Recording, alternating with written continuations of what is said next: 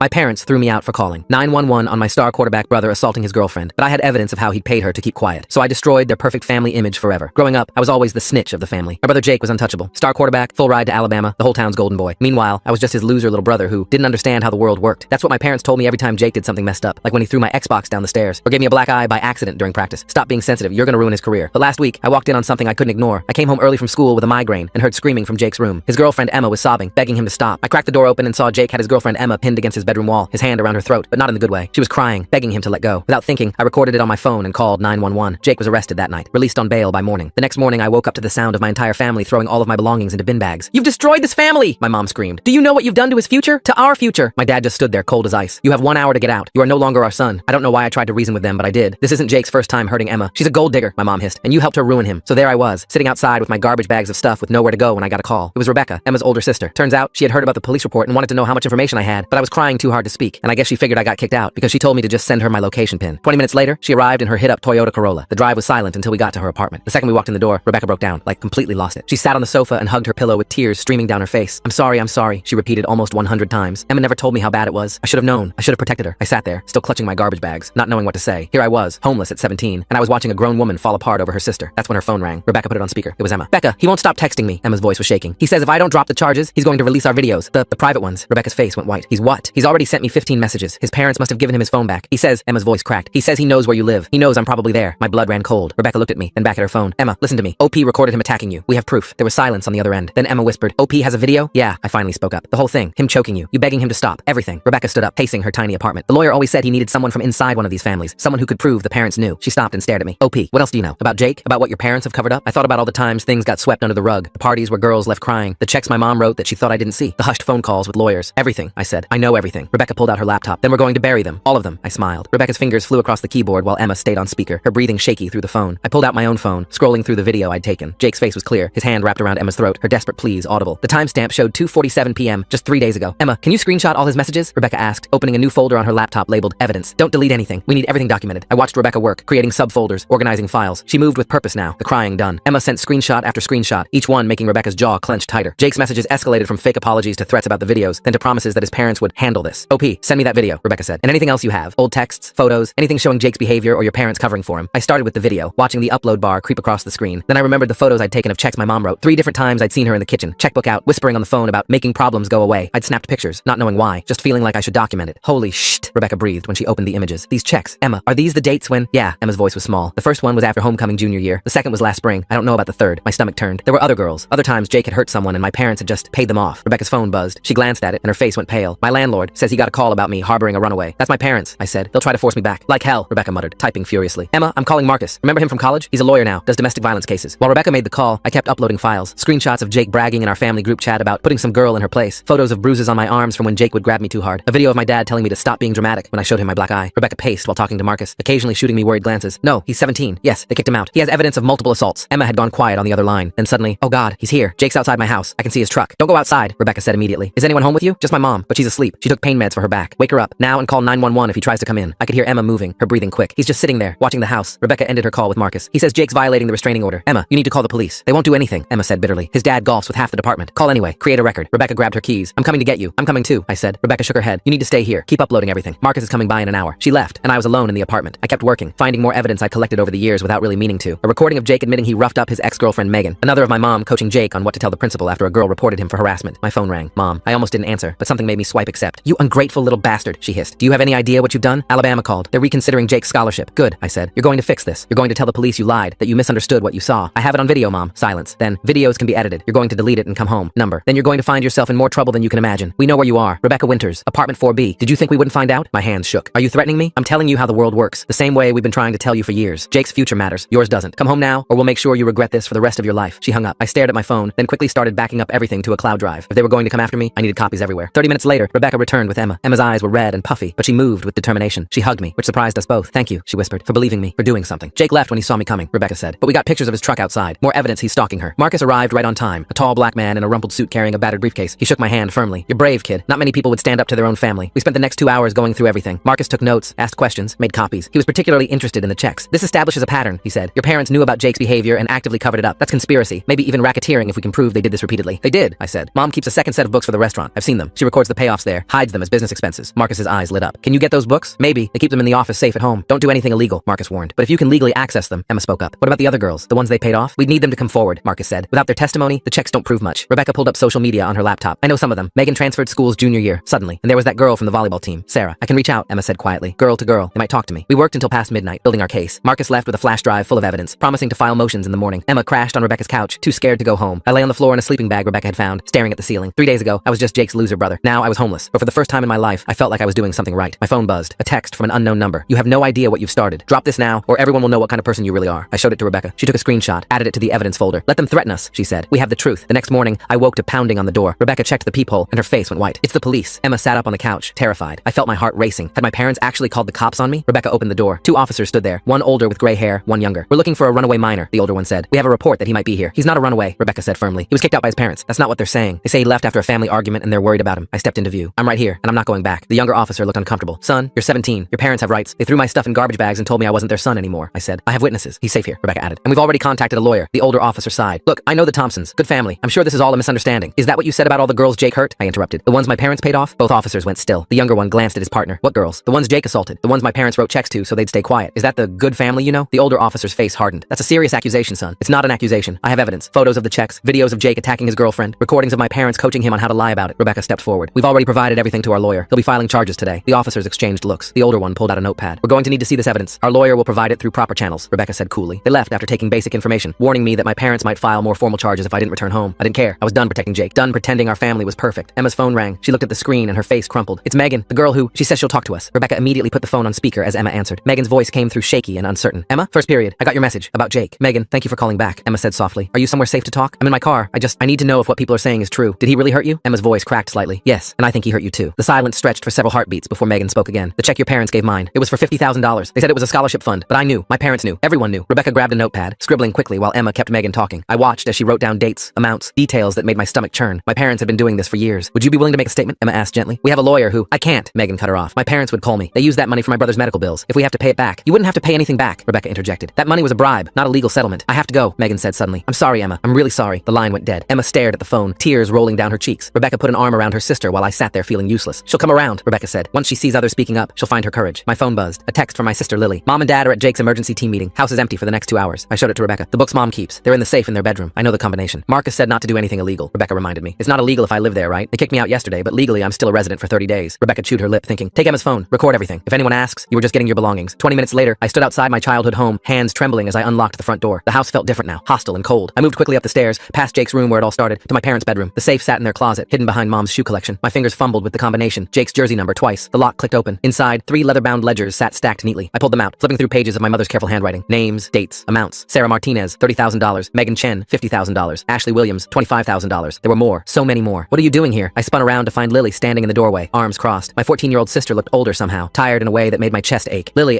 they told everyone you attacked Jake, she said flatly. Said you've always been jealous of him, that you made up lies to ruin his life. You know that's not true. She stared at me for a long moment. I know Jake hurts people. I've always known. My hands stilled on the ledgers. What do you mean? I mean, I have eyes. I have ears. I live in this house too. She stepped into the room, closing the door behind her. I heard Emma screaming that day. I saw you call 911. I watched them throw your stuff out like garbage. Lily, I'm tired of pretending, she said, voice cracking. Tired of acting like Jake's some hero when I know what he really is. When I see how scared girls get around him. I set the ledgers on the bed, moving toward my sister. Why didn't you ever say anything? Because I'm 14. Because no one listens to me either. Because she wiped at her eyes angrily. Because I was scared I'd end up like you. Homeless. Thrown away. I'm not thrown away, I said softly. I'm free. She laughed bitterly. Free? You're sleeping on some stranger's floor. Mom and Dad are telling everyone you're mentally unstable. Jake's been showing people edited versions of your video, making it look like Emma was play acting. My blood ran cold. He's doing what? His friend Connor's been helping him. They've got some app that changes videos, makes them look fake. I grabbed the ledgers, shoving them into my backpack. I have to go. Wait, Lily pulled out her phone. Let me help. Number, I don't want you getting involved. I'm already involved, she snapped. I've been involved since the day I was born into this messed up family. At least let me do something useful. Before I could respond, we heard the front door slam downstairs. Voices carried up. My parents, Jake, and someone else. Coach Williams. They're back early, Lily whispered. Is there another way out? She shook her head. They'll see you no matter what. Unless what? Unless they're distracted. She opened the bedroom door. Go to your old room. Wait for my signal. Lily, no, but she was already heading downstairs. I crept down the hall to my former bedroom. Empty now, except for the furniture. Voices rose from below. What are you doing home? Mom's voice, sharp with suspicion. You're supposed to be at school. I felt sick, Lily said. Threw up in second period. You look fine to me, Jake said. I could hear the sneer in his voice. Yeah, well, you look like someone who chokes girls, so I guess looks can be deceiving. The silence that followed was deafening. Then Jake's voice, low and dangerous. What did you just say? You heard me. Lily, Dad's voice boomed. Apologize to your brother right now. Why? Because he's the golden boy? Because he's going to the NFL? Because you've spent years covering up what he really is? I peered out my door, saw Lily standing at the top of the stairs, facing down our entire family. She looked so small, but her voice was steel. I don't know what lies your brother has been filling your head with, Mom started. OP didn't tell me anything. I have eyes. I have ears. I know about Sarah Martinez. I know about Megan Chen. I know about all of them. You don't know what you're talking about. out, Coach Williams said. Jake's a good kid, a leader. Sometimes people try to take advantage by letting him hurt them, by being so traumatized they change schools, by taking money to stay quiet. Lily pulled out her phone. I know more than you think I do. Jake started up the stairs. Give me the phone, Lily. Number. I said give me the phone. He lunged for her, and that's when everything went sideways. Lily dodged, but Jake grabbed her arm, twisting hard. She cried out, and I was moving before I could think, bursting out of my room. Let her go! Jake spun, still gripping Lily's arm, his face contorted with rage. You're supposed to be gone. Let her go. He shoved Lily aside, and she stumbled, catching herself against the wall. Jake advanced on me, fists clenched. You ruined everything, he snarled. My scholarship, my future, everything. You ruined it yourself when you decided hurting people was okay. He swung at me, but I'd learned to read his movements years ago. I ducked, and his fist hit the wall. While he cursed, I noticed Lily had her phone up, recording everything. Stop it! Mom screamed from the bottom of the stairs. Both of you, stop it right now! But Jake was beyond listening. He grabbed me by the throat, slamming me against the wall. You want to know what I do to people who cross me? Jake, stop! Dad's voice held a note of panic now. There are witnesses! I don't care! Jake's grip tightened. I'm sick of everyone acting like I'm the bad guy. Emma wanted it rough. They all did. They just changed their minds after. I couldn't breathe, spots dancing in my vision, but I could see Lily, still recording, tears streaming down her face. Coach Williams was backing toward the door. My parents stood frozen, watching their golden boy destroy himself. Jake's phone rang, the sound jarring enough that his grip loosened slightly. He pulled it out with his free hand, glancing at the screen. His face went white. Connor? He let go of me completely, answering the call. What do you mean you're not? I don't understand. I slumped against the wall, gasping for air. Jake listened to whatever Connor was saying, his expression cycling through confusion, anger, and finally fear. You can't do this to me, he said. We're brothers, man. We're Connor.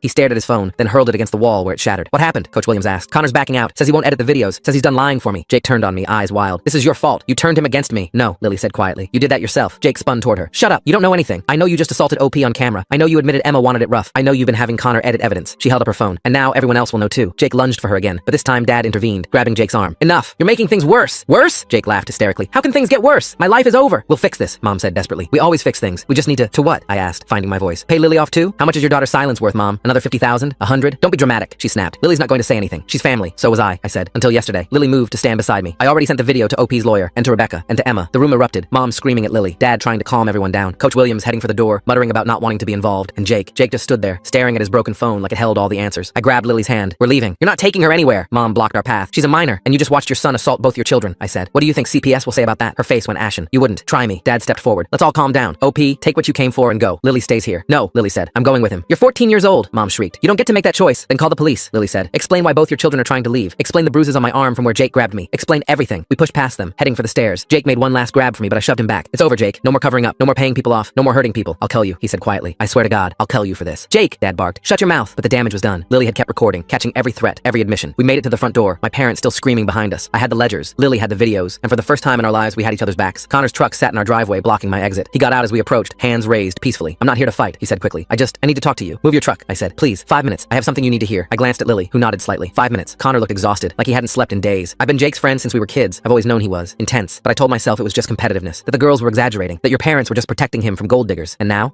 I realize I've been helping a monster. He pulled out his phone. Jake asked me to edit that video. Make it look consensual. Add some filters to make it seem staged. I said yes at first. I always say yes to Jake. But you didn't do it. Number. Because I finally watched the whole thing. Really watched it. Heard Emma begging. Saw the fear in her eyes. And I realized, how many times have I seen that fear? How many times have I looked away? Lily stepped forward. Why are you telling us this? Because Jake's been recording things too. Bragging sessions with the team. Conversations about the girls. Discussions with your parents about paying people off. He held out a flash drive. I've been his tech guy for years. I have everything. I stared at the drive. Why would you give this to us? Because last week, my little sister started dating a guy on the team. And when I saw how he grabbed her at a party, how she flinched, I realized I'd been enabling this whole culture. Jake's just the worst of them. I took the drive. This could end your football career too. You know that, right? Yeah, I know. He moved his truck, then paused. For what it's worth, I'm sorry. For all the times I stood by. For all the times I chose football over doing what was right. He drove away, leaving Lily and me standing in the driveway of our childhood home. Through the window, I could see our parents arguing, Jake pacing like a caged animal. We can't go back, Lily said quietly. I know. Where are we going to go? I thought about Rebecca's tiny apartment, already crowded with Emma staying there. About Marcus the lawyer and his warnings about keeping everything legal. About the flash drive in my hand and the ledgers in my backpack. First, we're going to Rebecca's. Then we're going to figure out how to keep you safe. What about keeping you safe? Jake threatened to kill you. Jake threatens a lot of things, but he's about to have bigger problems than me. We drove in silence for a while, Lily clutching her phone like a lifeline. Finally, she spoke. Do you think they ever loved us? Or were we just accessories to Jake's success? I didn't have an answer for that. Maybe I never would. Rebecca's apartment complex came into view. As we pulled in, I saw 2 more cars I didn't recognize. Through the window, I could see Rebecca's living room was full of people. Emma was there, talking to a girl I vaguely recognized from school. Marcus the lawyer sat at the kitchen table with an older woman in a police uniform. Looks like the cavalry's here, I said. Are you scared? Lily asked. Terrified. You? Yeah, but also, she looked at me. Also kind of relieved. Like maybe we can finally stop pretending everything's okay. We got out of the car, gathering our evidence. The ledgers, the videos, the flash drive from Connor. Truth in digital and paper form. As we walked toward the apartment, my phone rang. Unknown number. I almost didn't answer, but something made me pick up. Hello? Is this OP Thompson? A woman's voice. Professional and clipped. Yes. This is Principal Morrison from Westfield High. I'm calling to inform you that you're being suspended pending an investigation into malicious rumors you've been spreading about one of our student athletes. I laughed. I couldn't help it. Malicious rumors? I have video evidence of assault. Videos can be doctored. We've seen the edited versions that show this was clearly a consensual roleplay situation that you've misrepresented. And who showed you these edited versions? Jake? His friend Connor, who just admitted to me that Jake asked him to doctor them? Silence. Then, that's a serious accusation. It's not an accusation. It's a fact. And I have proof. Regardless, you're suspended until further notice. And if you continue spreading these lies, we'll have no choice but to expel you and pursue legal action. Do what you have to do, I said. But you might want to talk to your lawyers first, because what's coming out about your star athlete and your football football program is going to make suspension the least of your worries. I hung up. Lily looked at me with wide eyes. Did you just tell off the principal? I guess I did. That was kind of badass. Don't get any ideas. We reached Rebecca's door. Before I could knock, it opened. Rebecca stood there looking frazzled but determined. Thank God you're okay. We saw Lily's video. Are you both hurt? We're fine, I said. And we have the ledgers. And Connor gave us inside, she said quickly. Emma's uncle is here. He's a detective. He's been building a case against the football program for months. We entered the crowded apartment. Emma immediately hugged Lily, whispering something that made my sister tear up. The older woman in the police uniform stood, extending her hand. Detective Patricia Santos, she said. Emma's my niece. I've been investigating complaints about the Westfield football team for 6 months. Your evidence might be exactly what we need. I handed over the ledgers and flash drive. There's more. My mom keeps records of payoffs. My dad has connections with boosters who help cover things up. Coach Williams knows everything and does nothing. We'll need you to make formal statements, Detective Santos said. Both of you. I'm 14, Lily said. Don't my parents have to be present? Given that they're subjects of the investigation and you have video evidence of them witnessing an assault without intervening, we can work around that. The detective's expression softened. We'll make sure you're protected. Marcus, the lawyer, looked up from the ledgers. This is extensive. Your mother documented everything. Names, dates, amounts, even notes about what each payment was for. She's always been meticulous, I said bitterly. Her meticulousness is going to put her in prison, he replied. The girl talking to Emma stood up. I'm Sarah Martinez. I was one of the first ones they paid off. Sophomore year, first period. I want to help. I want to testify. That's brave of you, Detective Santos said. We'll need to coordinate with the district attorney, but with multiple victims willing to come forward. How many are there? Lily asked quietly. The detective's face was grim. Based on our preliminary investigation, at least a dozen over the past 4 years, possibly more. My phone buzzed. Mom calling. I declined. It immediately rang again. You should answer, Marcus advised. Record it if you can. I put it on speaker. What? You bring your sister back right now? Mom's voice was shrill. I don't care what you do with your life, but you will not drag Lily into your delusions. They're not delusions, Mom. You know they're not. I know you're destroying this family. Your father's business partners are already calling. The restaurant reservations are being canceled. You're ruining us. No, Mom. You ruined yourselves when you decided Jake's football career was worth more than his victim's safety. They were compensated. They agreed to the terms. You mean you paid them to stay quiet about crimes? That's called witness tampering, Mom. It's illegal. Don't you lecture me about illegal. You broke into our house. You stole from us. I took evidence of your crimes, and I was retrieving my belongings from my legal residence. You have no idea what you've started, she hissed. The people who support this team, who've invested in Jake's future, they won't let you destroy everything they've built. Is that a threat? It's a promise. Bring Lily home, or what? You'll throw her stuff in garbage bags too? Tell everyone she's mentally unstable? Pay someone to shut her up? The line went quiet. Then Dad's voice. Son, please, let's talk about this rationally. Come home, bring Lily, and we'll work something out. We'll get you help for your jealousy issues. We'll make sure you graduate. We'll even help with college. I don't want your help. I want justice for the girls Jake hurt. Those girls got justice. They got paid. Money isn't justice, Dad. It's a bribe. You ungrateful. He cut himself off. When he spoke again, his voice was cold. Fine. You want to play hardball? Your college fund is gone. Your car insurance is canceled. Your health insurance will be terminated tomorrow. Your phone will be shut off by tonight. Let's see how long you last in the real world without our support. I'll last longer than you will in prison, I said, and hung up. The room was silent for a moment. Then Detective Santos spoke. That was well handled. And recorded? I nodded. Every word. Good. Now let's talk about next steps. We'll need to move quickly before they can destroy any more evidence or intimidate any more witnesses. As she outlined the plan, I felt Lily's hand slip into mine. My little sister, who'd found the courage to stand up when it mattered most. Around us, the apartment buzzed with activity. Emma and Sarah comparing experiences, finding strength in shared trauma. Rebecca coordinating with other potential witnesses. Marcus reviewing evidence and preparing legal strategies. My phone buzzed one last time before the service cut off. A message from an unknown number. You think you've won, but this isn't over. Jake has friends. The team protects its own. Watch your back. I showed it to Detective Santos, who added it to the growing pile of evidence. Let them threaten, she said. Every message, every attempt at intimidation just strengthens our case. As the afternoon wore on, more people arrived. Megan Chen, who'd finally found her courage. Ashley Williams, the coach's own daughter, ready to testify about what happened at her Sweet 16 party. Others I didn't recognize, drawn by word spreading through whispered conversations and private messages. The apartment meant for one person now held over a dozen, all united by shared trauma and newfound determination. And at the center of it all, the evidence we'd gathered. Ledgers and videos, recordings and receipts. Years of cover-ups documented in my mother's careful handwriting. We're going to need a bigger space, Rebecca said, looking around her crowded living room. I might be able to help with that, a new voice said from the doorway. We all turned to see a middle-aged woman in a cardigan and sensible shoes. She looked familiar, but I couldn't place her. Mrs. Davidson? Lily said, surprised. What are you doing here? My English teacher stepped into the apartment, surveying the scene with sharp eyes. Sarah Martinez is my goddaughter. She called me. She looked directly at me. I've suspected something was wrong with the football program for years. Every time I tried to report concerns, I was shut down, told I was overreacting, threatened with termination if I didn't drop it. Mrs. Davidson, I have documentation too, she continued. Every incident I witnessed, every complaint that was buried, every time a girl suddenly transferred schools or dropped out. She held up a thick folder, 4 years worth. Detective Santos took the folder, flipping through it. Her expression grew more serious with each page. This is comprehensive. I'm a teacher, Mrs. Davidson said simply. Documentation is what we do. She turned to me and Lily. I heard what your parents did, kicking you out, threatening to cut off support. That's abandonment and financial abuse of minors. We'll be okay, I said. No, you won't. Not without help. She straightened her cardigan. I have a spare room, 2, actually. My husband and I never had children of our own. You'll stay with us until we can sort out proper guardianship arrangements. Mrs. Davidson, we can't. You can, and you will. I've already spoken to CPS. Given the circumstances and my standing as a mandated reporter who witnessed abuse, they're expediting emergency placement. Lily looked at me, hope flickering in her eyes for the first time since this all started. It's not charity, Mrs. Davidson added firmly. It's what decent people do when children need help. And despite what your parents seem to think, you're still children who deserve protection. My throat felt tight. After everything, after being thrown away by my own family, here was a teacher I'd barely spoken to outside of class offering us a home. Thank you, I managed. Don't thank me yet. We have work to do. She looked around the room at all the gathered witnesses. All of us do. Taking down a system this entrenched won't be easy. They'll fight back. They'll try to discredit us, threaten us, break us apart. Let them try, Emma said, steel in her voice. We have something they don't. What's that? Sarah asked. Each other, Emma replied. And the truth. As if on cue, several phones buzzed simultaneously. The local news had picked up the story. Star quarterback arrested on multiple assault charges. Westfield High football program under investigation. Parents charged with witness tampering and conspiracy. Jake's mugshot stared out from the screen.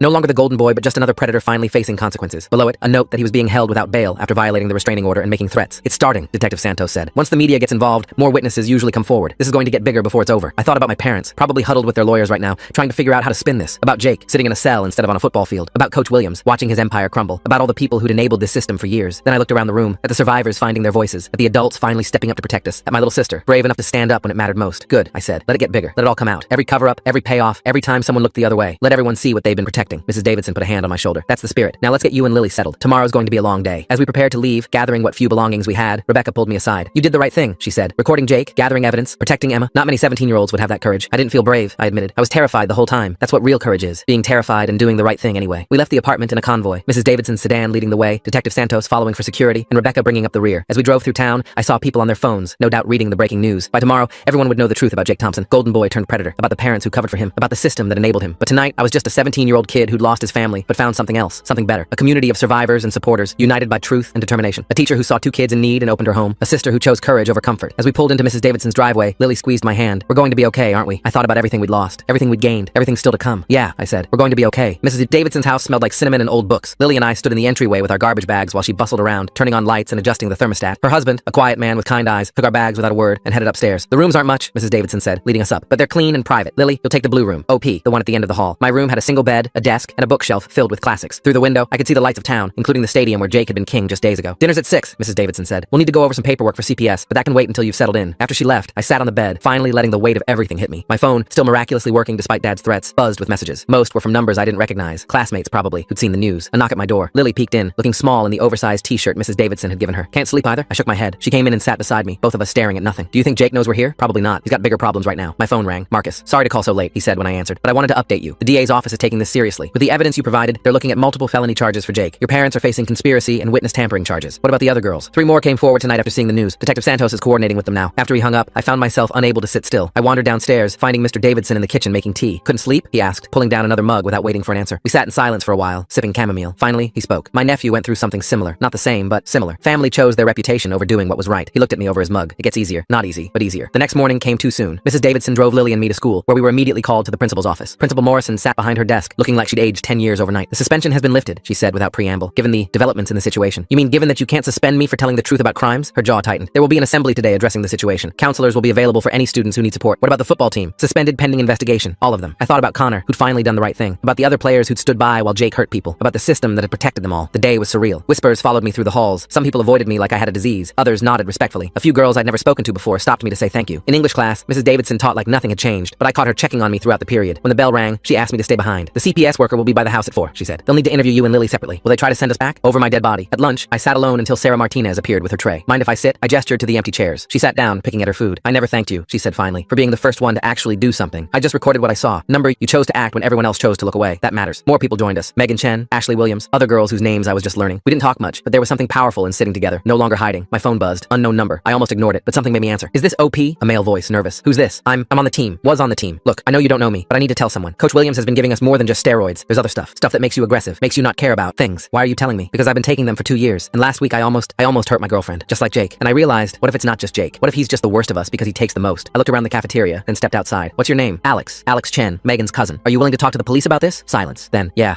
I think I am. I gave him Detective Santos's number. After he hung up, I stood there processing this new information. It wasn't an excuse for Jake. Plenty of guys took whatever Coach gave them and didn't hurt people. But it was another piece of the puzzle. After school, I found Lily waiting by Mrs. Davidson's car, surrounded by a group of freshman girls. Your brother's really brave, one of them was saying. My sister graduated 2 years ago, and she said everyone knew about Jake, but nobody would do anything. Lily caught my eye and gave me a small smile. Maybe she wasn't as alone as she thought. The CPS interview was exhausting. They asked about everything. Our home life, our parents' behavior, the incident at the house. Lily and I were interviewed separately, but our stories matched because we were telling the truth. Given the circumstances, the social worker said finally, we're approving the emergency placement with the Davidsons. There will be a formal hearing in 30 days, but I don't anticipate any issues. That evening, Detective Santos called with an update. Jake had been denied bail after threatening a guard. My parents had made bail but were under house arrest. Coach Williams had been arrested on substance distribution charges after Alex Chen's testimony led to a search of his office. We also had something interesting happen, she added. Connor Matthews walked into the station with a box of recordings. Apparently he's been documenting things for years, thinking it was funny, until he realized it was evidence. The next few days blurred together. School, where I was either a hero or a traitor depending on who you asked. The Davidson house, where Lily and I were slowly learning what a normal family felt like. Phone calls from Marcus about the legal proceedings. Then came the text that changed everything. This is Austin, Megan's brother. Jake's out. His parents posted some kind of emergency bail. Megan's missing. I called him immediately. What do you mean missing? She left for school this morning but never showed up. Her car's gone. She's not answering her phone. My blood went cold. I found Mrs. Davidson and showed her the text. We need to call the police, she said immediately. But even as we called, I had a sick feeling. Jake had always been possessive. If he thought Megan had betrayed him by talking to us. My phone rang. Lily. Jake's here, she whispered. At school. He's in the parking lot. Where are you? Library. With friends. But OP point. He's got Megan with him. She looked scared. I was already running for Mrs. Davidson's car keys. Call 911. Now. Already did. But you know how long they take to get here. Mrs. Davidson appeared, grabbing the keys from my hand. I'm driving. You call Detective Santos. We made it to the school in record time. Jake's truck was in the parking lot. Megan visible in the passenger seat. Jake stood by the driver's door, scanning the area. Stay in the car, Mrs. Davidson ordered. But I was already getting out. Jake saw me and his face twisted into an ugly smile. There he is. My baby brother. The snitch. Let her go, Jake. She's my girlfriend. We're just talking. Through the truck truck window,